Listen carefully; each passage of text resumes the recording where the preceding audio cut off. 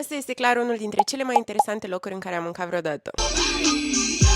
Te avertizez că things are about to get messy. În meniu găsești numai fructe de mare, dar fiecare rețetă este personalizată pentru că îți poți alege după preferințe sosul și nivelul de iuțime. Primele semne că o să se lase cu murdărie multă au fost că ne-au adus o hârtie cartonată pe care ne-au pus-o pe masă, o găleată, un șorț și mănuși de plastic. Mai serios, dă scroll dacă nu-ți place să vezi mâncare împrăștiată pentru că acum începe. Eu mi-am luat scoici în sos de unt cu usturoi și Andreas și-a luat ceva platou cu fructe de mare. Măi, și a fost atât de bun, nu știu, ascultăm și nu judecăm, ok? Dar mie îmi place foarte mult să mănânc cu mâna. Și de fapt, ăsta e tot conceptul restaurantului. Spre rușinea mea, habar n-am cum se deschide chestia asta, dar bănuiesc așa.